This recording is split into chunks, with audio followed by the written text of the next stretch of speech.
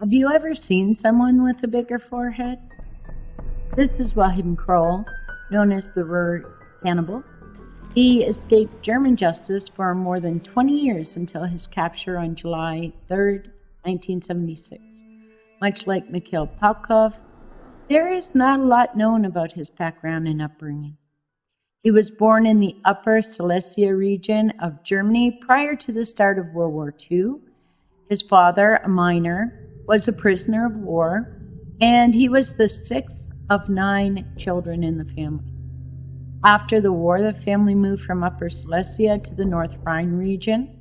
His mother died before 1955, and that is when Kroll began killing, as far as we're aware.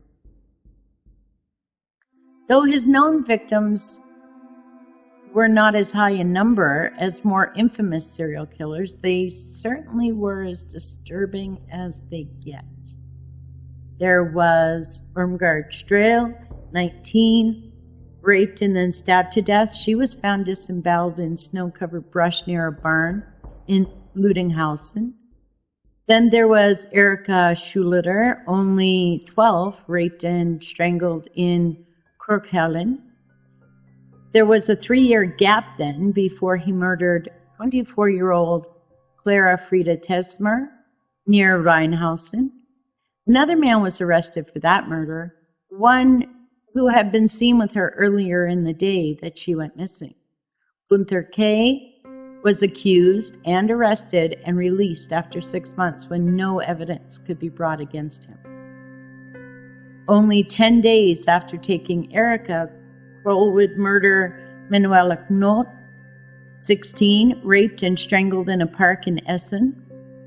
The murders became more gruesome at this point. Parts of her flesh had been removed from her buttocks and thighs. Horst Otto falsely confessed to this murder and was convicted for it. Another 3-year gap would come before Petra Geise, 13, was raped and strangled in Dinslack in Bruckhausen. Like before, another man was arrested for this murder. Vinzenz Kuhn was not only arrested, but convicted of a crime he did not commit. Less than 2 months later, Monika Teffel, 13 years old, was killed at Walsum. Her flesh was also removed. Walter Quicker was arrested for the murder, and even though he was released, neighbors hounded him so severely that he took his own life in October 1962. Before that, though, in September, Kroll would abduct and kill Barbara Bruder, only 12. Her remains have never been located. Having taken 3 young women, we have another 3-year gap. In August 1965, Hermann Schmitz, 25, was with his girlfriend Marianne Wien in a car at a lover's lane type spot in Duisburg-Rosenbaum, where they were attacked by Kroll. Schmitz would become Kroll's only known male victim, and Wien, luckily for her, managed to escape. A few weeks later, Ursula Rohling, 20, was found strangled in Furstenbusch Park near Marl. Her boyfriend, Adolf Schinkel, would be falsely accused of the crime and also take his own life. At the end of that year, 1966, Ilona Harke, just a baby at 5 years old, was raped and then drowned in a ditch at Wuppertal. And yet another 3-year gap would happen before 2 more victims would be taken. Maria Hetgen, 61, raped and strangled at Hückeswagen. Then the following summer, Jutta Rahn, 13, strangled after being snatched on her way home from a train station. Like so many others, Peter Shea was arrested and eventually released for this murder, but would later falsely confess after being hounded for years by his neighbors. This time, Kroll would take 6 years off instead of his usual 3, as far as we know, until raping and strangling Karen Toffer in Vorda in May 1976. 2 months later, when he was arrested, he was in the middle of simmering the flesh of 4-year-old Marion Ketter. How did he evade capture for so long? Well, he rarely killed in the same town twice, and there were other killers active in the region at the same time. He usually surprised his victims and killed them quickly and quietly before attention could be drawn. He usually had intercourse with the bodies, but DNA was not available in those years. It wasn't even on the horizon. Instead of trying to keep the whole remains, he would take home pieces to be prepared and eaten later, also reducing the risk that he would ever be seen trying to manage or dispose of a whole human body. It would be one word uttered to his neighbor that saw him caught. You see, Kroll would often dispose of parts of the flesh that he did not want to consume down waste pipes and sewers, and he did so with the waste pipe of his apartment building. Eventually, it backed up. When a neighbor noticed the problem and asked Kroll if he knew what could be blocking the drain, Kroll would say to the neighbor, "Guts."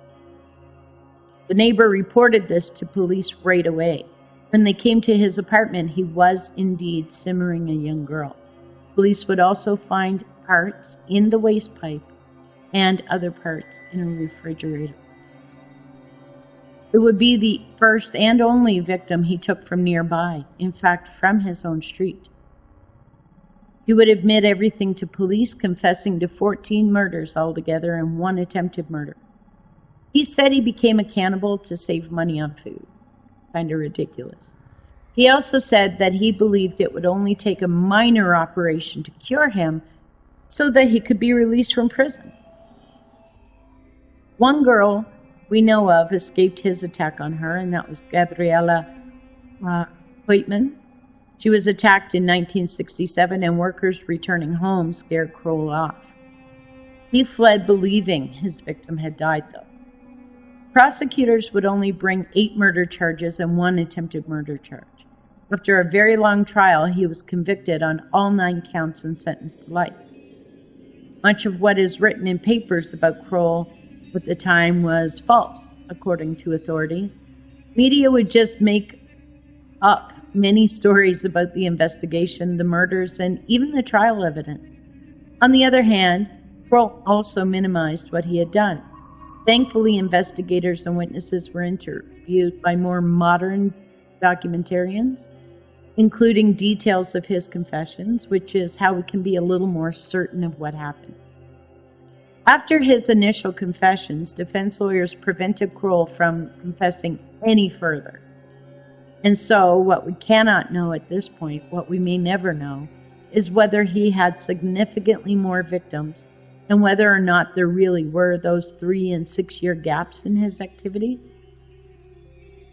He would stay in prison until his death by heart attack in 1991, taking whatever mysteries he still knew with him. Until next Saturday. If you're enjoying these videos and want more, don't forget to subscribe and turn on your notifications so that you don't miss any videos. Thank you for watching. We really appreciate it.